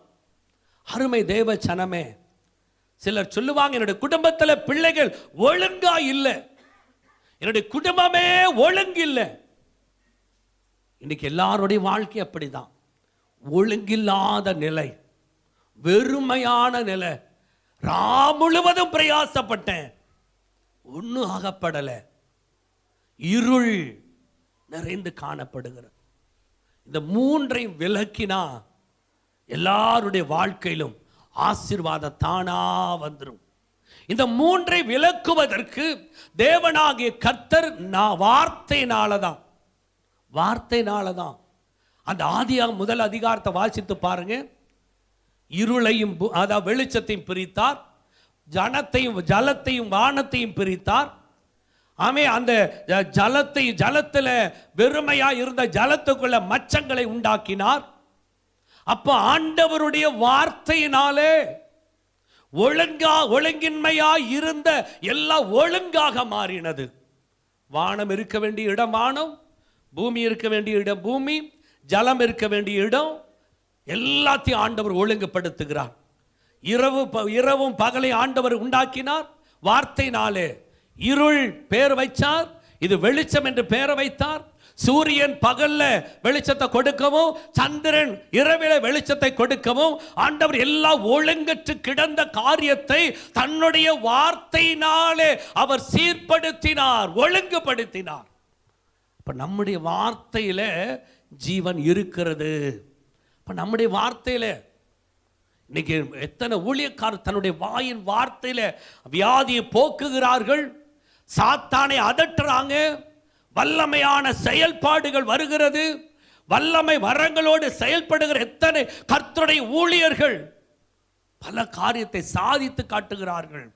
விசுவாசமாய் இருந்து ஆண்டவர் மேல நம்பிக்கை வைத்து வார்த்தைகளை பேசுகிறதினாலே இன்னைக்கு நம்முடைய நாவையும் ஆண்டவராகிய தேவன் ஆசீர்வாதத்தை பெறுவதற்காகவே ஒழுங்கின்மையை ஒழுங்காக மாற்றுவதற்கு, வெறுமையா இருக்கிற நம்மை ஆண்டவர் நிரப்புவதற்கு. தாவீது சொன்னார், வெறுமையா இருந்த என்னுடைய பாத்திரம் நிரம்பி வழிகிறது, என்னுடைய பாத்திரம் நிரம்பி வழிகிறது. இன்னைக்கு 12 மாதத்தை கடந்து போகிறோம். 2025 வருடத்தை கடந்து போகிறோம். நம்முடைய வாழ்க்கையில நிரம்புதல் இருக்கிறதா, வெறுமை இருக்கிறதா? ஏன் ஜனவரி மாதத்திலிருந்து ஆண்டவர் வாக்குத்தத்தங்களை அள்ளி கொடுத்துட்டே இருக்கிறாரு? ஏன் இன்னும் சுதந்தரிக்க முடியல? ஏன் அதை பெற்றுக்கொள்ள முடியல? அந்த வார்த்தை மேல விசுவாசம் வைத்து ஆண்டவரிடத்தில் எதை கேட்பதில்லை. என் நாமத்தினால் எதை கேட்கிறீர்களோ அதை பெற்றுக்கொள்ளுவீர்கள். என் நாமத்தில் எதை கேட்கிறீர்களோ கேட்கணும். நாமத்தில், ஆண்டவருடைய நாமத்தினாலே கேட்கணும். ஆண்டவரே எனக்கு தாங்க. விசுவாசத்தோடு ஜெபித்த கிடைக்குதோ கிடைக்கலையோ அவ்வளவுதான். பொருத்தனை எடுத்த கிடைக்குதோ கிடைக்கலையோ அவ்வளவுதான். அப்போ இப்படி நெகட்டிவாக பேசும்போது ஆசீர்வாதத்தை இழந்து விடுகிறோம். அன்னாள் போய் ஜெபித்தால், ஜெபித்த பிறகு அவள் மகிழ்ச்சியா வர்றான். அதுவரை வீட்டுக்குள்ள மூளையிலேயே அமர்ந்து கிடந்தான். ஏதோ ஒரு இடத்துல அமர்ந்து அழுது கொண்டு இருந்தான். எழுந்து போய் ஆலயத்தில் போய் கண்ணீரோடு ஜெபித்து கதறி மன தைரியத்தோடு சந்தோஷமா வர்றான். பார்க்கிறவங்க கேட்குறாங்க, என்ன சந்தோஷமா இருக்கிற? இவ்வளவு நாளா கவலை வச்சிருந்த மனசுல, வெறுமையா இருந்த, இப்ப போய் ஆண்டோடைய பாதத்துல ஊற்றிட்டு வந்துட்டேன். என்னுடைய இருதய பாரத்தை எல்லாம் கொடுத்துட்டு வந்துட்டேன். இப்ப நான் தைரியமா இருக்கிறேன், இப்ப சந்தோஷமா இருக்கிறேன். அந்த தைரியம், அந்த சந்தோஷம் சில நாட்களுக்குள்ளாக நல்ல குழந்தையை தன்னுடைய வயிற்றில் சுமக்க நேரிட்டது. கரங்களை தட்டி கர்த்தருடைய நாமத்தை மகிமைப்படுத்துவோமாக. எனக்கு அன்பான தேவ சனமே, நாவில ஜீவனை ஆண்டவர் வைத்திருக்கிறார். அந்த ஜீவனை நாம பெற்றுக்கொள்ள வேண்டும். கர்த்தருக்கு மகிமை உண்டாகட்டும். ஜீவனை பெற்றுக்கொள்ளணும். அப்ப நாவில என்ன பேசணுமோ அதைத்தான் பேசணும். இஸ்ரவேல் ஜனங்கள் எகிப்திலே பல நூற்றாண்டு அடிமைப்பட்டு கிடந்தாங்க. அடிமையில கூக்குரல் இடுறாங்க. மோசே ஆண்டவர் அனுப்புகிறார், போய் என்னுடைய சனம் கூக்குரல் இட்டு கொண்டு இருக்கிறாங்க, கதறுகிறாங்க, அழறாங்க, கூப்பிடுகிறாங்க. என்னுடைய செவிக்கு அந்த சவுண்டு வந்துருச்சு, நீ போய் அந்த ஜனங்கள் எல்லாரும் வெளியே அழைச்சிட்டு வா. இஸ்ரவேல் ஜனங்களை அழைச்சிட்டு வருவதற்கு மோசே அனுப்பினார். மோசே போய் பார்வோன் இடத்துல பல போராட்டத்துக்கு பிறகு மோசே அழைச்சிட்டு வந்தார். இவர்களுடைய கண்ணீரை துடைப்பதற்கு ஆண்டவர் பார்த்தார், என்னுடைய ஜனம் இஸ்ரவேல் ஜனம் எகிப்தில் அடிமைப்பட்டு கிடக்கிறாங்க, வெயிலும் மழையிலும் அவர் பாடுபடுகிறாங்க, அவருடைய வாழ்க்கைக்கு முன்னேற்ற பாதை இல்லை, அவ்வளவு அடிமைப்படுத்தி வச்சிருந்தான். அந்த பார்வோன் சில நாட்கள் ஆண்டவர் மோசே அனுப்பி அடிமைத்தனத்தில் இருக்கிற என்னுடைய ஜனங்களை விடுதலை ஆக்கி கொண்டு வந்து பாலும் தேனும் ஓடுகிற தேசத்துக்கு கொண்டு வர்றேன். மோசே போய் ராஜாவை பார்த்துட்டாரு. எகிப்து ஜனங்கள் இடத்தெல்லாம் போய் சொல்லுகிறார், நீங்க அடிமைத்தனத்தில் இருக்கிறீங்க, உங்களை நான் அழைத்து கொண்டு நேர போய் ஆண்டவர் கொடுக்கிற வாக்கு தத்தங்களை எல்லாம் சொல்லிட்டார். கொண்டு போய் பாலும் தேனும் ஓடுகிற தேசத்துல உங்களை கொண்டு போய் சேர்த்த வேண்டியது என்னுடைய பொறுப்பு, என்னை நம்பி நீங்க வாங்க. கூப்பிட்ட உடனே எல்லாரும் புறப்பட ஆரம்பிச்சாங்க. போதும் அடிமைத்தன வாழ்க்கை, போதும் வெறுமையான வாழ்க்கை, போதும் இருள் நிறைந்த வாழ்க்கை, ஒழுங்கற்று கிடக்கிற வாழ்க்கை போதும். மோசே என்கிற ஊழியர் அழைக்கிறார், அவர் பிறகு நம்ம போயிடலாம். புறப்பட்டு வந்தாங்க. பார்வோனுடைய கரத்துல அவர்களை விடுவிப்பதற்குள்ள அந்த மோசே பட்ட பாடுகள் அளவில்லை, எல்லாரும் நமக்கு தெரியும். ஆனாலும் என்ன பண்ணுகிறாரு, அவர் அழைத்து கொண்டு போகிறார். திரளான ஜனங்கள் 25 லட்சம், 6 லட்சம் புருஷர்கள், மனைவிமார்கள், பிள்ளைகள், குழந்தைகள், 25 லட்சம் பேர் போறாங்க. ஆடு மாடு எல்லா மிருகங்களும் வருகிறது, எல்லாம் வரிசையா போயிட்டு இருக்கிறாங்க. வனாந்திர வழியாய் புறப்பட்டு கடந்து போயிட்டே இருக்கிறாங்க. நம்பிக்கையோடு போறாங்க. ஆகாரம் வேணும், ஆகாரம் மோசே கொடுத்தார். காடை வேணும், மாம்சம் வேணும், அதையும் கொடுத்தார். அப்படியே அழைத்து கொண்டு போறாங்க நம்பிக்கையோடு. ஆண்டவர் கொடுத்த வாக்கு தத்தத்தின் மேல விசுவாசம் வைத்து கடந்து போனாங்க. நாம் அப்படித்தான் ஏதோ விசுவாசம் வைத்து நம்ம வந்திருக்கிறோம். சில பாடு போராட்டம் வந்த உடனே ஆலயத்துக்கு போய் என்ன பிரயோஜனம்? ஜெபிச்சு பிரயோஜனம் இல்லை, துதிச்சு பிரயோஜனம் இல்லை. நாம அப்படியே பின்மாற்றமாய் போய் விடுகிறோம், பின்மாற்றம் அடைகிறோம். அதனாலேயே ஆசீர்வாதம் நமக்கு இழந்து விடுகிறது. இஸ்ரவேல் ஜனங்களை அழைத்து கொண்டு வருகிறார். வரக்கூடிய இடத்துல சந்தோஷமா வந்தாங்க. வரக்கூடிய இடத்துல என்ன நடந்தது? செங்கடலை பார்க்கறாங்க. செங்கடலை பார்த்ததும் பயம். ஐயோ, அங்கேயே இருந்திருப்பனே, அந்த பாவத்திலே இருந்திருக்கலாம், அந்த அசுத்தத்திலேயே இருந்திருக்கலாம், அந்த அடிமைத்தனத்திலே இருந்திருக்கலாம். இங்க கொண்டு வந்து செங்கடலுக்கு முன்னால நிறுத்திட்டானே. உடனே முறுமுறுக்கிறாங்க. பின்னால திரும்பி பார்த்தா அவருடைய சேனை குதிரை சவுண்டு கேட்குது. படை வந்து கொண்டிருக்கிறது. ஆயிரக்கணக்கான பேர் வந்துட்டு இருக்கிறாங்க. ஐயோ, நம்மளை மறுபடி பிடித்து கொண்டு போய் அங்க அடிமைத்தனத்துல போட்டு நம்ம வாட்டி புளிய போறாங்க. அவ்வளவுதான், நம்ம கொன்றே குவித்துருவாங்க. இந்த மோசையை நம்பி வந்து பிரயோஜனம் இல்லை. முறுமுறுக்க ஆரம்பித்தாங்க. இங்க பார்த்தா செங்கடல், இங்க பார்த்தா பார்வோனுடைய சேனைகள். கர்த்தருடைய வார்த்தை என்ன சொல்லுகிறது? யாத்ராகமத்தை எடுத்துக்கொள்ளுங்க. 14வது அதிகாரம், யாத்ராகமம் 14ஆம் அதிகாரம் 11, 12வது வசனத்தை வாசிங்க. அன்றியும் அவர்கள் மோசேயை நோக்கி, எகிப்தில் பிரேத குழி இல்லை என்றா வனாந்திரத்தில் சாவதற்கு எங்களை கொண்டு வந்தீர், பண்ணினதினால் எங்களுக்கு இப்படி செய்தது என்ன? எங்களை கொண்டு வந்து நடு தெருவில் விட்டுட்டியே, நடு வழியில விட்டுட்டியே, செங்கடலுக்கு முன்னால கொண்டு வந்து நிறுத்திட்டியே. அங்கே அடிமைப்பட்டு கிடந்திருப்போம். அங்க பிரேத குழி இல்லைன்னா கூட்டிட்டு வந்த, பிரேத குழி இல்லைன்னா கூட்டிட்டு வந்த. என்னுடைய மூதாதையர்கள் எத்தனையோ பேர் மரிச்சாங்க, அத்தனை பேர் அடக்கம் பண்ணமல்ல, நாங்களும் அதே மாதிரி எங்க செத்த அடக்கம் பண்ணியிருப்பாங்களே. பிரேத குழி இல்லைன்னு கூட்டிட்டு வந்து இங்க எங்களை கொண்டு வந்து சாகடிக்க கூட்டிட்டு வந்தையே. வார்த்தையினால மோசையை புண்படுத்துகிறாங்க. மோசையுடைய மனம் வேதனைப்படுகிறது. ஆண்டவர் கொடுத்த வாக்குத்தத்தம் என்ன? உபாகமம் 6ஆம் அதிகாரம் 7வது அதிகாரம் 8வது அதிகாரத்தை வீட்டில் சென்று வாசித்து பாருங்க. கட்டாத பெரிய வீட்டிலே குடியிருப்பாய். நீ நட்டாத திராட்சை பழங்களை நீ சாப்பிடுவாய். வெட்டாத கிணற்று தண்ணீரை குடிப்பாய். பல விதமான ஆசீர்வாதம். உபாகமம் 6வது அதிகாரம் 7வது அதிகாரம் 8வது அதிகாரம். நல்ல திருப்தியா சாப்பிட்டு நல்லா இருக்க போறேன். உடைய அடிமைத்தன வாழ்க்கை முடிந்து விட்டது. நீ என்னுடைய பின்னால வா. போத நான் ஒரு வருஷம் அடிமைப்பட்டு கிடந்தது. அழைத்து கொண்டு வருகிறார். செங்கடலை பார்த்த உடனே பிரேத குழி இல்லைன்னு கூட்டிட்டு வந்திருக்கிறியே. மோசையுடைய மனம் எவ்வளவு புண்படும். இன்னைக்கு கர்த்தர் நம்மை எங்கிருந்து கூட்டிட்டு வந்தார்? உளையான சேற்றில் இருந்து, பயங்கரமான குழியில் இருந்து ஆண்டவர் நம்மை தூக்கி எடுத்து கழுவி சுத்திகரித்து ஆண்டவர் நம்மை ஆசீர்வதித்திருக்கிறார். சின்ன பிரச்சனை வந்துருச்சுன்னா, சின்ன வேதனை வந்துருச்சுன்னா உடனே பின்மாற்றம் அடைகிறோம். வார்த்தையினால மோசை வேதனைப்படுத்தினது போல ஆண்டவருக்கு கண்ணு இருக்கா? ஆண்டவருக்கு செவி இருக்கா? ஆண்டவர் கவனிக்கிறாரா? எனக்கு ஏன் இந்த நிலைமை? ஏன் எனக்கு இந்த பாடுகள்? முறுமுறுக்க ஆரம்பிக்கிறோம். ஆசீர்வாதத்தை இழந்து விடுகிறோம். முதல்ல கேட்கிறாங்க, பிரேத குழியிலேன்னு கூட்டிட்டு வந்தையா? பாருங்க, மோசே இவ்வளவு மன வேதனைப்பட்டிருப்பார். பிரேத குழி இருக்கு, ஆனாலும் பாலும் தேனும் ஓடுகிற தேசத்துல உன்னை கொண்டு போய் சேர்ப்பேன் என்பதை மறந்துட்டாங்க. அடுத்ததாக 16வது அதிகாரம் 1, 2, 3 வசனத்தை வாசிங்க. யாத்ராகம் 16ஆம் அதிகாரம் 1, 2, 3 வசனம். இஸ்ரவேல் புத்திரராகிய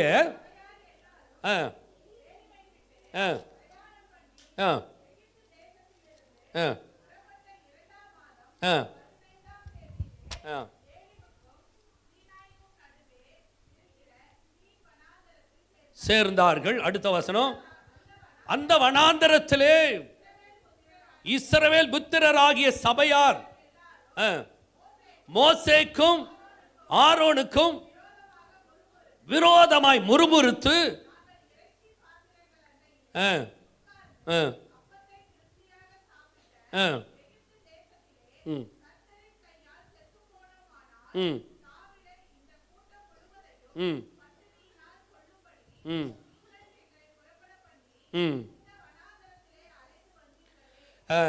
என்று அவரிடத்தில் சொல்லுகிறாங்க. செங்கடலை ஒரு வழியா கடந்து சீன் வனாந்தரத்துக்கு வந்துட்டாங்க. சீன் வனாந்தரத்தில் அவங்க என்ன கேட்குறாங்க? எங்களுக்கு மாமிசம் வேணும்.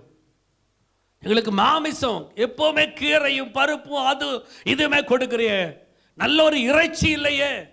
அங்கேயே அடிமைத்தனத்தில் இருந்தோம், அடிமைப்பட்டு கிடந்தோம். வறுமை ஆனாலும் ஏதோ கொஞ்சம் இறைச்சி சாப்பிட்டு இருந்தோம். இங்கே கொண்டு சாகடிக்கிற கொண்டு வந்திருக்கிறேன். நாங்கள் செத்து போனா நல்லா இருக்கும். வார்த்தை முதல்ல கேட்டால் பிரேத குழினா, ரெண்டாவது என்ன கேட்குறான்? செத்து போனா நல்லா இருக்குமே. சாகடிப்பதற்கா ஆண்டவர் நம்மை அழைத்து வந்திருக்கிறார். இந்த ஆலயத்தில் ஆண்டவர் நம்மை எதற்காக கொண்டு வந்து வைத்திருக்கிறார்? துன்பப்படுவதற்கா அல்லது சாகடிப்பதற்கா? வாழ வைப்பதற்காக. அதுக்கு என்ன கேட்குறாங்க? செத்து போனா நல்லா இருக்கும். அந்த இறைச்சி பாத்திரத்தை அண்டையில் அவன் சொல்றான், இறைச்சி பாத்திர தண்டையில் உட்கார்ந்து அப்பத்தை திருப்தியாய் சாப்பிட்டு எகிப்து தேசத்தில் கர்த்தரின் கையால் செத்து போனால் தேவையில்ல, இந்த கூட்டம் முழுவதை பட்டினியால் கொள்ளும்படி கூட்டிட்டு வந்தையே. 2 பேரும் மோசே ஆரோனும் வேதனைப்படுறாங்க. ஊழியக்காரர்கள். அழைத்தவர் கர்த்தர், ஒருவரையும் ஒருபோது கைவிட மாட்டார். நம்முடைய வாயின் வார்த்தை செத்து போன நல்லா இருக்கும். அநேகர் அப்படித்தான். உன்னை கட்டிட்டு வாழ்றதுக்கு செத்து போன நல்லா இருக்கும். இந்த வீட்டில் நான் வந்ததுக்கு செத்து போன நல்லா இருக்கும். உனக்கு பிள்ளையா பிறந்ததுக்கு செத்து போன நல்லா இருக்கும். பல விதத்தில் இந்த இப்படிப்பட்டதான வார்த்தைகளை பேசுறதுனால பேசி பேசிய சாவை சம்பாதிச்சு விடுகிறாங்க. பேசி பேசி. அடுத்த வசனம் என்ன சொல்லுகிறது? 17ஆம் அதிகாரம், யாத்ரா 17ஆம் அதிகாரம் 1, 2, 3 வாசிங்க.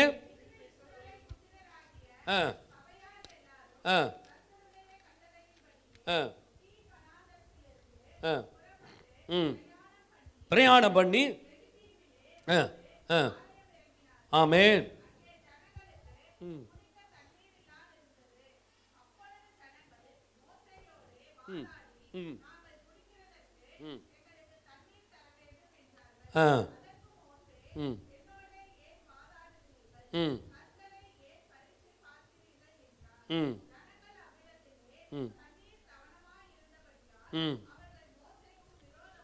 மோசேக்கு விரோதமாய் முறுமுறுத்து எங்களையும் எங்கள் பிள்ளைகளையும் எங்கள் ஆடு மாடுகளையும் தண்ணீர் தவணத்தினால் கொன்று போட எங்களை அழைத்து கொண்டு வந்தீரோ கேட்கிறாங்க.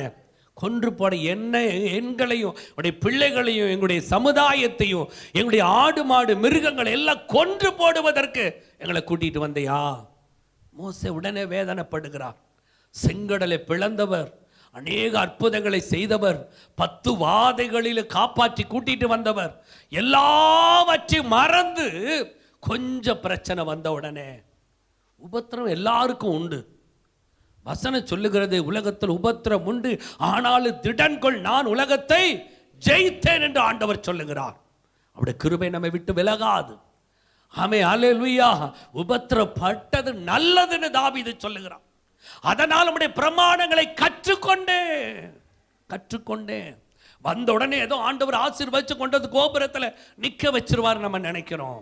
உளையான சேற்றில் இருந்து பயங்கரமான குழியிலிருந்து தூக்கி எடுத்து கண்மலைக்கு மேலே நிறுத்தி அடிகளை உறுதிப்படுத்துகிற கர்த்தர் இந்த இடத்துல வந்தது. சொல்றாங்க, தண்ணி இல்லை, தாகமா இருக்கு, எங்களையும் பிள்ளைகளையும் ஆடு மாடுகளை கொன்று போடுவதற்கு கூட்டிட்டு வந்தையா?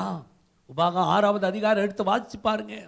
வெட்டாத கிணற்று தண்ணீர், துறவு தண்ணி உனக்கு கொடுக்கப்படும். ஆமே, ஹல்லேலூயா. ஆமே, அந்த கானான் தேசத்துல நதிகள் புறப்பட்டு வருமா. 4 நதிகள் புறப்பட்டு வரும். அந்த நதி தண்ணி அவ்வளவு ருசியானது, பாலும் தேனும் ஓடுகிற, ஆமே, நல்ல ஆரோக்கியம் நிறைந்த, ஆசீர்வாதம் நிறைந்த, நன்மைகள் நிறைந்த அந்த இடத்துக்கு நான் உன்னை கூட்டிட்டு வர்றேன். அப்படி அதெல்லாம் மறந்து செத்து போன நல்லா இருக்கும், கொன்று போனேன்னு கூட்டிட்டு வந்தையே. பல காரியத்தை சொல்லி சொல்லி சொல்லி ஆண்டவரையும் என்ன பண்ணிட்டாங்க, வேதனைப்படுத்திட்டாங்க. இதனால என்னாகமம் புத்தகம், ஆமே, 14ஆம் அதிகாரம் 1, 2, 3 வாசிங்க. என்னாகமம் 14ஆம் அதிகாரம் 1, 2, 3. சபையார் எல்லாரும்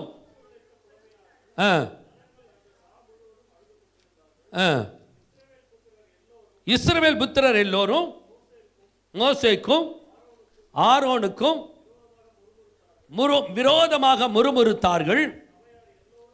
சபையார் எல்லோரும் அவர்களை நோக்கி, எகிப்து தேசத்திலே செத்து போனமானால் நலமாயிருக்கும், செத்தாலும் நல்லது. உண்மையாலுமே உபாகம 6வது அதிகாரத்தை அடிச்சு வாசி பாருங்க, 7 வாசித்து பாருங்க.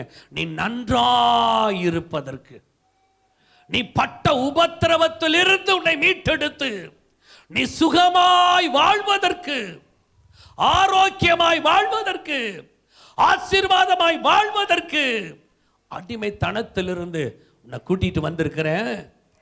எப்போ பார்த்தாலும் செத்து போறேன், செத்து போறேன், செத்து போன நலமா இருக்குமே. இப்படியே சொல்லி சொல்லி அருமை தேவ ஜனமே, 6 லட்சம் புருஷர்கள் இஸ்ரவேல் தேசத்தில் புறப்பட்டாங்க. அவருடைய மனைவிமார்கள், அவருடைய குழந்தைகள் புறப்பட்டாங்க. 40 வருஷம் அப்படியே இவங்களுடைய முறுமுறுப்பினால சுத்தி சுத்தி சுத்தி வர்றாங்க. 40 வருஷத்துல வாயில அறிக்கையிட்ட செத்து போற செத்து போற செத்து போற அத்தனை பேர் செத்தே போயிட்டாங்க. கானான் தேசத்துக்கு இங்க புறப்பட்ட மனிதர்கள், சின்ன குழந்தைய தவிர வாலிபர்கள் 40 வயதுக்கு மேல ஆயிருச்சு. அங்க புறப்படும் போது வாலிபன், வர வர 40 வயசு தாண்டிருச்சு, எல்லாம் செத்துட்டாங்க. அவ்வளவுதான். ஆண்டவர் வாயில எதை அறிக்கை பண்ணினானோ அதே போல புறப்பட்ட முதியோர்கள், வாலிபர்கள் எல்லாரும் செத்து போயிட்டாங்க. ஒருத்தர் கானான் தேசத்துக்கு போகல. மோசே கூட போகலைங்க. இவர்களால மோசே கூட கானான் தேசத்துக்கு போல. தண்ணி இல்ல, அங்க கசப்பா இருக்கு, தண்ணி இல்ல. கண்மலைக்கு முன்னால போய் கண்மலை இடத்துல பேசு ஆண்டவர் சொன்னார். இந்த முறுமுறுப்பு ஜனங்களை கூடவே வச்சிருந்து போய் அவர் என்ன கோல் எடுத்து அடிச்சிட்டார். அடிச்ச உடனே கண்மலை பிளந்து தண்ணீர் வந்தது. ஆண்டவர் சொன்னார், பேச சொன்ன, நீ அடிச்சிட்டேன், நீ கானான் தேசத்துக்கு போக மாட்டேன். கானான் தேசத்தை நீ பார்ப்பாய், ஆனால் நீ போக முடியாது. சின்ன தப்புனாலும் ஆசீர்வாதத்தை சுதந்திரிக்க முடியாது. புறப்பட்ட அத்தனை ஜனங்களும் அழிந்துட்டாங்க. யார் கானான் தேசத்துக்குள்ள போனார்கள் என்றால், புறப்படும் போது குழந்தையாயிருந்தவர்கள், வனாந்திரத்தில் 40 வருஷத்துல பிறந்த குழந்தைகள், வனாந்திரத்தில் 40 வருஷமாய் ஆமை பிறந்த குழந்தைகள் இங்கே எகிப்தில் அடிமைத்தனத்தில் புறப்படும் போது, அதாவது விவரம் இல்லாத சின்ன குழந்தைகள், அப்படியே அத்தனை பேரும் கானான் தேசத்தில் போய் சந்தோஷமா இருந்தாங்க. வாயின் வார்த்தையினாலேயே எல்லாரும் மாண்டு போனாங்க. கர்த்தருடைய வார்த்தை சொல்லி, எதுல பிரியப்படுகிறீங்க? மரணமா ஜீவனா? எதுல பிரியப்படுகிறீர்களோ அதைத்தான் ஆண்டவர் கொடுப்பார். நான் சீக்கிரத்தில் முடிக்கிறேன். இந்த கடைசி நாட்களில், இந்த வருஷத்தினுடைய கடைசி நாள், ஆண்டவரை துதிப்போம். எத்தனையோ பாடு வந்திருக்கும், எத்தனையோ பிரச்சனை வந்திருக்கும், எத்தனையோ சாதகமாய் இருந்த காரியம் கூட கைகூடி வராம போயிருக்கலாம். ஆனா கர்த்தர் வேலை நம்பிக்கையுள்ளவர்களா இருக்கணும், விசுவாசத்தில் உறுதியா இருக்கணும். தாவீதை போல எப்போது ஆண்டவரை துதித்து கொண்டே இருக்கணும். ஆமை, கர்த்தரை எனக்கு முன்னால வச்சிருக்கேன், ஒரு நாள் அசைக்கப்படுவதில்லை. என்ன வந்தாலும் நம்புவேன் என் மீட்பர் இயேசுவை. யார் கைவிட்டாலும் பின் செல்வேன் எனது இயேசுவை. அகல ஆளு உயரமாய் எவ்வள அன்பு கூர்ந்தான். என்ன துன்பங்கள் வந்தாலும் அவர் என்னை கைவிட மாட்டார். எல்லாரும் சொல்லுங்க, என்ன துன்பங்கள் வந்தாலும் அவர் என்னை கைவிட மாட்டார். காக்கும் வல்ல மீட்பம் உண்டனக்கு, உண்டனக்கு, உண்டனக்கு. காக்கும் வல்ல மீட்பம் உண்டனக்கு. காத்திடுவார் என்றுமே, காத்திடுவார் என்றுமே. நம்முடைய வாயின் வார்த்தை கர்த்தரை பிரியப்படுத்துகிறதாய், கர்த்தரை மகிமைப்படுத்துகிறதாய், கர்த்தரை துதிக்கிறதாய் இருக்கணும். அல்லேலூயா. கோலியாத்துக்கு முன்னால தாவீது நின்று சொல்றான், கோலியாத்து கேட்டதை நாய் அடிக்கிறத மாதிரி ஒரு கல் எடுத்துட்டு வர்றையே. தாவீது சொன்ன காரியம், என்னிடத்துல நீ வச்சிருக்கிற மாதிரி ஈட்டி இல்ல, வாள் இல்ல, என்னிடத்துல ஆயுதம் இல்ல. நீ நிந்தித்த சேனைகளின் கர்த்தராகிய தேவனுடைய நாமத்தினாலே நான் வருகிறேன். கரங்களை தட்டி கர்த்தரை மகிமைப்படுத்துவோமாக. அவருடைய வார்த்தை கோலியாத்தை முறியடிச்சது. அவருடைய வார்த்தையே கோலியாத்த ஒரு பார்வை பார்த்துருச்சு. அந்த வார்த்தை நம்பிக்கையில கல்ல போட்டான், அவ்வளவுதான். தேசமே ஒரு மனிதனால் நடுங்கி கொண்டிருந்தது. தேசம் ஒரு மனிதனாலே பயந்து நடுங்கினது. தாவீது சொன்னார், சேனைகளின் தேவனாகிய கர்த்தருடைய நாமத்தினாலே. கரங்களை தட்டி ஹல்லேலூயா. அருமை தேவ சபையே, நீங்களும் நானும் சேனைகளின் கர்த்தராகிய இயேசு கிறிஸ்துவின் நாமத்தினாலே எதையும் சாதித்துக் கொள்ள முடியும், எதையும் சாதித்துக் கொள்ள முடியும். மரித்து போய் கொண்டிருக்கிற லாசருவை மரித்து அடக்கம் பண்ணி 4 நாள் ஆயிடுச்சு. ஆண்டவர் தன்னுடைய வார்த்தையினாலே லாசருவே வெளியே வா, ஜீவன் உண்டானது. பாடையில தூக்கிட்டு போறாங்க. விதவையுடைய கண்ணீரை ஆண்டவர் பார்க்கிறார். கண்ணீரை பார்த்து பாடையை தொட்டு, வாலிபனை எழுந்திரு, வார்த்தை அந்த மனிதனை எழும்ப செய்தது. ஆமென், அல்லேலூயா. எனக்கு சித்தம் உண்டு, ஆமென், நான் உன்னை சுத்தமாக்க. கரத்தை நீட்டி தொட்டார். வார்த்தையில் அவன் சுகமானா. கரங்களை தட்டி கரங்களை தட்டி கரங்களை தட்டி கர்த்தரை மகிமைப்படுத்துவோம். வார்த்தையில வல்லமை உண்டு, வார்த்தையில வல்லமை உண்டு, வார்த்தையில ஜீவன் உண்டு. அல்லேலூயா. 18 வருஷ கூனியை ஆண்டவர் தொட்டார். அந்த கூனி அப்படியே எழுந்து நின்றார். படுக்கை எடுத்துக்கொண்டு நட, நான் உனக்கு என்ன செய்ய வேண்டும்? வார்த்தையில ஜீவன் உண்டு. கரங்களை தட்டி கர்த்தருடைய நாமத்தை மகிமைப்படுத்துவோமாக. அல்லேலூயா. ஆமென். வாயின் வார்த்தையினாலே ஜீவனையும் ஆசீர்வாதத்தையும் பெற்றுக்கொள்ள முடியும். வார்த்தையினால மரணத்தை தடுக்க முடியும். டாக்டர் சொல்லிட்டாங்க 24 மணி நேரம் ஐசியூல, 24 மணி நேரம். ஊழியக்கார் வந்து ஜெபிக்கிறார் கண்ணீரோடு, ஆண்டவரே ஜீவனை கொடுங்க. ஆண்டவர் ஜீவனை கொடுத்தார். எசேக்கியா ராஜாவுக்கு முடிவு வந்துவிட்டது. எசேக்கியா ராஜா மரிக்க போகிறார். ஏசாயா தீர்க்கதரிசி சொல்லிட்டாரு, அவ்வளவுதான், நீ மரிக்க போகிற. வீட்டு காரியத்தை ஒழுங்குபடுத்து. இந்த மனிதன் என்ன பண்ணார்? சுவர் பக்கமாய் திரும்பினார். முன்னால எல்லாரும் இருப்பாங்க. சுவர் பக்கமாய் திரும்பி கண்களை வானத்துக்கு நேராக ஏறெடுத்து, ஆண்டவரே உமக்கு முன்பாக உத்தமமாய் நடந்து, வாயிலிருந்து வரக்கூடிய வார்த்தை உத்தமமாய் நடந்து, உமக்கு முன்பாய் அநீதி செய்யல, உமக்கு முன்பாக நீதியை மாத்திரமே செய்திருக்கிற என்னை நினைத்தருளும். அந்த வார்த்தை ஆண்டவருடைய செவியிலே போய் ஏறிற்று. எசேக்கியா ராஜா 15 வருஷத்தை ஆண்டவர் கூட்டி கொடுத்தார். கரங்களை தட்டி கர்த்தருடைய நாமத்தை மகிமைப்படுத்துவோமாக. மரணமும் ஜீவனும் நாவிலே வைத்திருக்கிறது. அல்லேலூயா. அந்த எசேக்கியா ராஜா கேட்டிருக்கலாம், ஐயா உமக்கு முன்பாக உண்மையா நடந்த என்னுடைய ஜீவனை எடுக்க விரும்புகிறையா? ஏதாவது அப்படி ஒண்ணு கேட்கல. ஆண்டவரே கண்ணோக்கி பார், கண்ணோக்கி பாரு. அல்லேலூயா. வாயின் வார்த்தை. 2 பேர் ஜெபிக்க தேவாலயத்துக்கு போனாங்க. ஒருத்த முன்னால இருந்தவன் ஜெபிக்கிறான், ஆண்டவரே அவனை போல இல்லை, நான் இவ்வளவு கொடுக்கிறேன், அவ்வளவு கொடுக்கிறேன், உபவாசிக்கிறேன், காணிக்க கொடுக்கிறேன், ஆலயத்தை கட்டி கொடுக்கிறேன், எத்தனை 1000 கணக்குகளை செய்யறேன், அவனை போல இல்லை, அவனை போல இல்லை, அவனை போல இல்லை. இதையே சொல்லிட்டு இருந்தான். ஆண்டவர் செவியை அடைத்து விட்டார். உடைய சத்தத்தை கேட்க விரும்பல. ஒருத்த வாசப்படியில் உட்கார்ந்து, ஐயா பாவியாகி என் மேல் கிருபையாயிரும். அந்த வார்த்தை அவனை நீதிமானாக மாற்றினது. கரங்களை தட்டி கர்த்தருடைய நாமத்தை மகிமைப்படுத்த உடைக்கப்பட்ட இருதயத்தோடு அவன் கேட்கிறான், பாவியாகி என் மேல் கிருபையாயிரும், கிருபையாயிரும். வேற ஒன்றும் பேசல. ஒரே வார்த்தை, ஒரே வார்த்தை, ஒரே வார்த்தை நீதிமானாய் மாற்றினது. நீங்களும் நான் என்ன வார்த்தை வைத்திருக்கிறோம்? இருதயத்தில், மனதில், நம்முடைய நாவில் என்ன வார்த்தை வைத்திருக்கிறோம்? ஜீவனை பெறுவதற்கான வார்த்தையா? ஆசீர்வாதத்தை பெறுவதற்கான வார்த்தையா? இந்த பண்டிகை நாட்களில் 2025வது வருடத்தை நாம் கடந்து போகிறோம். நம்முடைய வாயின் வார்த்தை என்னவாக வைத்திருக்கிறோம்? 11 மாதங்கள் கர்த்தர் நமக்கு செய்த அதிசயம் என்ன? கர்த்தர் நமக்கு செய்த நன்மைகள் என்ன?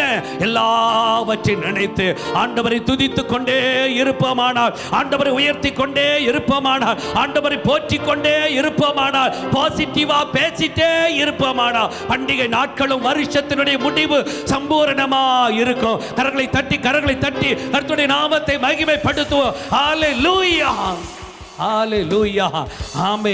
7 மடங்கு சூடாக்கப்பட்ட நெருப்பில் கொண்டு போய் போடுவதற்கு ஆயத்தமாயிட்டாங்க. தூக்கி கொண்டு போய் போட்டவங்க மரிச்சிட்டாங்க. ஆனா போடப்பட்டவர்களோ அங்க உலாவிட்டு இருக்கிறாங்க, அக்கினியில உலாவி கொண்டிருக்கிறாங்க. காரணம் என்ன? அவனுடைய வார்த்தை. 3 பேர் சொன்ன காரியம் என்ன? தேவன் எங்களை விடுவிக்க வல்லவராயிருக்கிறார். அந்த வார்த்தை கர்த்தர் கவனித்தார். கரங்களை தட்டி கர்த்தருடைய நாமத்தை மகிமைப்படுத்துவோமாக. ஆண்டவர் கவனித்தார். ஆமென், ஹல்லேலூயா.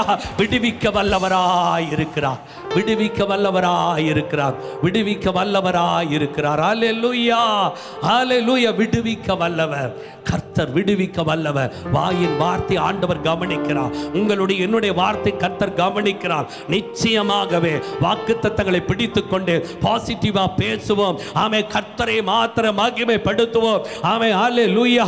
ஆமே. ஆசீர்வாதத்திற்கு ஏதுவான வார்த்தைகளை பேசி பேசி பேசி ஆண்டவர் நிறைவான ஆசீர்வாத ஆசீர்வாதத்தை நமக்கு கொடுக்க விரும்புகிறார். எல்லாரும் கரங்களை தட்டி எழுந்து நின்று ஹalleluya ஹalleluya ஹalleluya ரீபாபா கதா ராபாலா ரிகதா ரீமன சக்கத ரிபகதோ ராபாலா ஹalleluya ஹalleluya ஹalleluya எல்லாரும் கரங்களை உயர்த்தி ஓ ராபாலா சக்கதுரா 11 மாதங்களுக்கு கர்த்தர் நமக்கு செய்த அநேக நன்மைகளை நினைத்து ஹalleluya இனிமேல் கர்த்தர் நமக்கு செய்ய போகிற நன்மைகளை நினைத்து ஹalleluya நல்லவரே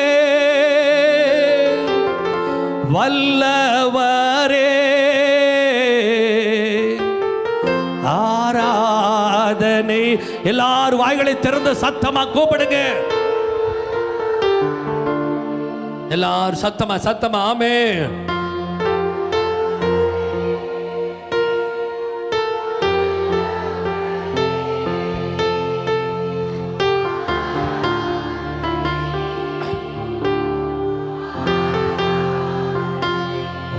வல்ல செயல்கள் நினைத்து நினைத்து உள்ளமே பொங்குதையாமே.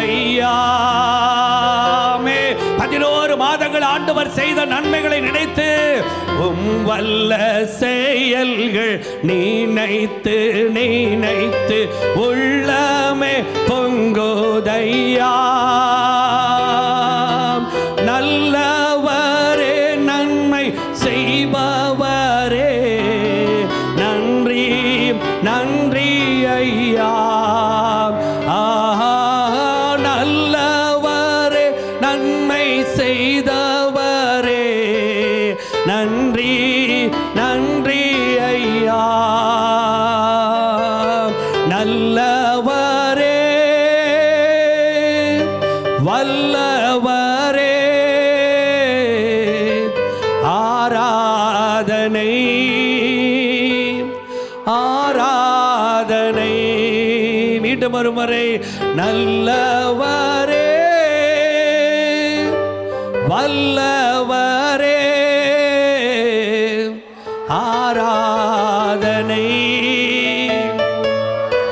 ஆராதனை.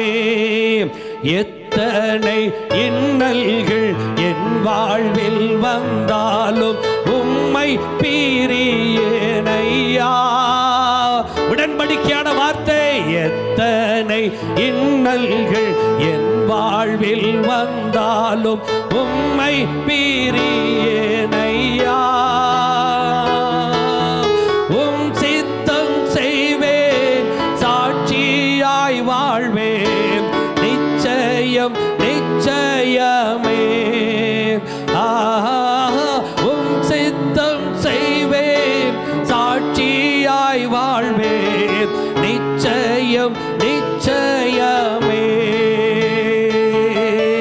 ரட்சகரே இயேசுநாதா ஆராதனை ஆராதனை. ரட்சகரே இயேசுநாதா ஆராதனை ஆராதனை. எல்லாரும் அப்படி ஆண்டவரை துதிப்போம். கிருபை நிறைந்த ஆண்டவரே, கடந்த 11 மாதங்களும் எங்களை கண்ணின் மணி போல பாதுகாத்து ஆண்டவரே எத்தனையோ ஆயிரம் நன்மைகளை எங்களுக்கு செய்தீங்கப்பா. அதையெல்லாம் நினைத்து உமக்கு நன்றி செலுத்துகிறோம் ஆண்டவரே. நன்றியோடு உம்மை துதிக்கிறோம் சோத்தரிக்கிறப்பா. எங்களுடைய நாவிலே ஆண்டவரே ஜீவனை வைத்திருக்கிறீர். எங்களுடைய நாவிலே அதிகாரத்தை வைத்திருக்கிறீர். எங்களுடைய நாவிலே ஆண்டவரே ஆசீர்வாதத்தை வைத்திருக்கிறீர். உங்களுடைய நாவின் வார்த்தையினாலே ஆசீர்வாதத்தை சுதந்தரித்துக் கொள்ள கர்த்தருடைய நாவை தொடுவீராக. இப்பொழுது இயேசு கிறிஸ்துவின் வல்லமையுள்ள நாமத்தினாலே எல்லாருடைய நாவுகளை தொடப்படுவதாக. தொடட்டும் ஆண்டவரே, நாவுகளை தொடுங்க ஆண்டவரே. இந்த நாள் முதற்கொண்டு ஆண்டவருக்கு பிரியமான வார்த்தைகள், கர்த்தருக்கு ஏற்ற வார்த்தைகள், உடைய சமூகத்திற்கு உகந்த வார்த்தைகளை நாங்கள் பேசுவதற்கு கர்த்தர்களுக்கு கற்றுக் கொடுப்பீராக. ஆமென் ஆண்டவரே. பொய்யான வார்த்தைகள், அநீதியான வார்த்தைகள், அக்கிரமம் நிறைந்த வார்த்தைகள், கர்த்தருடைய ஆண்டவரே நாமத்தை மகிமைப்படுத்தாம இருக்கிற வார்த்தைகள் உடைய வாயிலை இனி புறப்பட்டு வரக்கூடாது ஆண்டவரே. கர்த்தர் தொடுவீராக.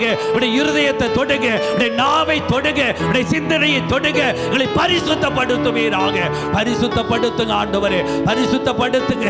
அத்தனை உபத்திரவத்துக்கு மத்தியிலே தாவீது சொன்னாரே, உபத்திரப்பட்டது நல்லது, அதனால் தேவ பிரமாணங்களை கற்றுக்கொண்டேன் என்று சொல்லி, அப்படியே எங்களுக்கு வந்த எல்லா உபத்திரவத்தை நினைத்து மக்கள் நன்றி செலுத்துறோம். அதன் நிமித்தம் கர்த்தருடைய பிரமாணங்களை, வேதத்தை, இயேசு கிறிஸ்துவை நாங்கள் அறிந்து கொள்ள உதவி செய்தபடியால் மக்கள் நன்றி ஆண்டவரே. கிருபை நிறைந்த நல்ல ஆண்டவரே, எங்கள் மத்தியிலே இறங்கி வந்ததற்காக ஸ்தோத்திரம் ஆண்டவரே. அப்பா, எங்களை ஆண்டவரே இந்த நேரம் வரையிலும் கர்த்தருடைய வார்த்தை கேட்க வைத்தீரே. எல்லாருடைய இருதயத்திலும் அந்த வார்த்தை பதியும்படி கர்த்தர் உதவி செய்யுங்கப்பா. இனி ஒருபோதும் ஆண்டவரே நாங்கள் கர்த்தரை பிரியப்படுத்தாத வார்த்தைகள், மற்றவர்களை புண்படுத்துகிற வார்த்தைகளை பேசாம நலமானதை பேசி, கர்த்தரை குறித்து புகழ்ந்து பேசி எங்களுடைய ஆசீர்வாதத்தை நாங்கள் எடுத்துக்கொள்ள உதவி செய்வீராக. ஓசியா 14ஆம் அதிகாரம் 7வது வசனத்தின்படி ஆண்டவரே, இந்த வார்த்தை கேட்ட அத்தனை பேருடைய வாழ்க்கையும் தானிய விளைச்சலை போல செழித்து திராட்சை கொடியை போல படருவார்களாக. கர்த்தர் அப்படி செய்ததற்காக நன்றி. இந்த தருணத்தை கொடுத்ததற்காக ஸ்தோத்திரம். நீங்க கொடுத்த வார்த்தையை விதைத்திருக்கிறேன். விளையச் செய்கிற கர்த்தர் எல்லாருடைய வாழ்க்கையிலும் விளையச் செய்யும். ஆசீர்வதியும். இயேசு கிறிஸ்துவின் நாமத்தில் ஜெபிக்கிறேன் பிதாவே. கரங்களை தட்டி உற்சாகமா